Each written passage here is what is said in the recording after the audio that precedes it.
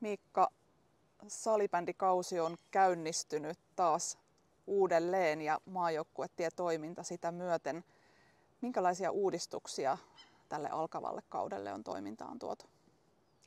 Joo, kiva ollut taas pitkän kauden jälkeen päästä uuteen kevääseen ja uuteen kauteen. Et siinä on sellainen uudistumisen alku ja niin myös meillä tässä nyt maajoukkuetiellä meillä on tuotu nyt pelaajakoulutuksia mukaan tähän. Eli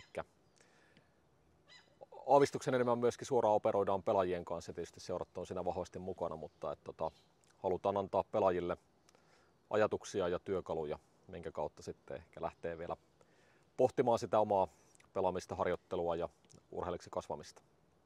Sanoitkin tuossa lyhyesti, että miksi on tuotu enemmän koulutusta, mutta voitko vähän vielä avata sitä, että minkälaisia tavoitteita teillä on tälle uudistukselle? Mitä te haluatte nähdä siellä tapahtuvan?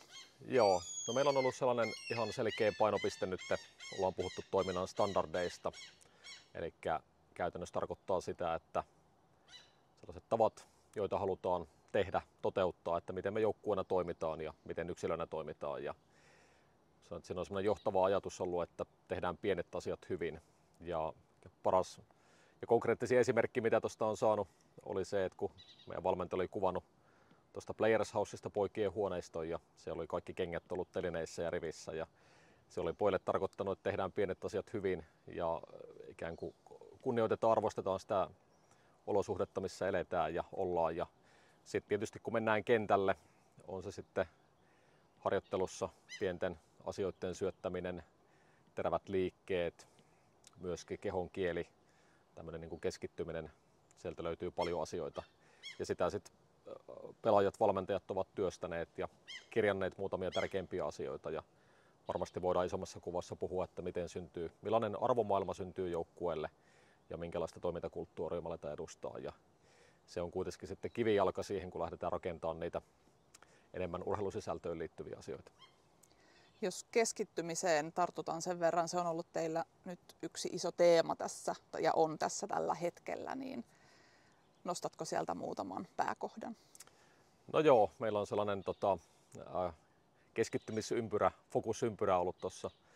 Siinä on keskellä vihreä, sitten mennään vähän sieltä keltaiselle ja jopa punaiselle alueelle. Ja se on ainakin pelaajien uponnut tässä matkalla Ruokalasta hallillekin. Siellä on pelaajat puhunut fokusympyrästä tai vihreästä alueesta. Ja tietysti käytännössä tarkoittaa sitä, että meidän pitää olla mahdollisimman hyvin läsnä. Itse tykkään sellaisesta niin kuin mentaalisesta orientaatiosta puhua, että mikä on valmius sitten on se harjoituksissa, mutta ennen kaikkea tietysti pelitilanteissa päästä sellaiseen vireeseen tilaan, jotta mä oon valmis pelaan menen yksittäisiin tilanteeseen. Ja salibändi on nopea peli ja jos ei me olla ikään kuin henkisesti ja fyysisesti läsnä siinä hetkessä, niin paljon saattaa mennä ohitte. Ja sitten tietysti kun yksilöt sitä hyvin toteuttaa, niin peli-intensiteetti nousee. Ja meidänkin lajissa, niin kuin kaikissa palveluissa tällä hetkellä puhutaan pelin intensiteetistä ja tila-aikavaatimuksista. Ja se on tietysti sit, jos se pelkästään yritetään niin kuin pelissä päästä sille korkeammalle tasolle, niin se saattaa joku potentiaali jäädä hyödyntämättä, että mitä paremmin me joka ikinen kerta, kun me ollaan treeneissä, kun se aika on pelata täysillä tilanteet loppuun, olla valmiina, ennakoida, haastaa, mitä ikinä, niin kyllä se on kuitenkin sitten, yleensä me ollaan sitä, mitä me tehdään, eli harjoitellaan. Psyykkinen valmennus on tietenkin vain yksi osa toimintaa, mutta tärkeä osa. Te olette luoneet nyt pelaajille myös psyykkisen valmennuksen verkkokurssin. Voitko lyhyesti kertoa, mikä se on ja miten sitä hyödynnetään? Joo, siinä meillä on iso otsikko Voittavat tavat, mikä linkittyy tähän, mitä juuri käytiin läpi. Ja siellä verkkokurssissa on erilaisia osa-alueita. Puhutaan itsetunnosta, itseluottamuksesta, tavoitteen asettelusta ja niin poispäin. Ja se on oikeastaan nyt alkuvaiheessa meidän työkalut, puhutaan psykologista tekijöistä arkeen ja ennen kaikkea niistä työkaluista, että miten valmentajat pystyy jäsenellä sitä psyykkistä valmennusta, eri osa-alueita, psyykkisiä taitoja osaksi arkivalmennusta.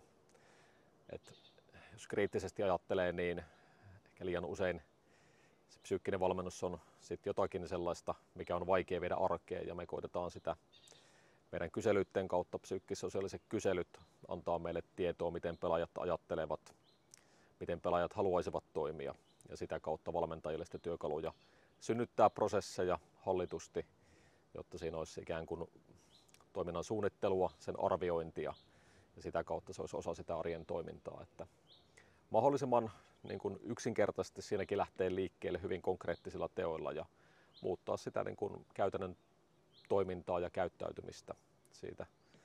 Siihen me halutaan ennen kaikkea vaikuttaa. Kiitos Miikka. Kiitos.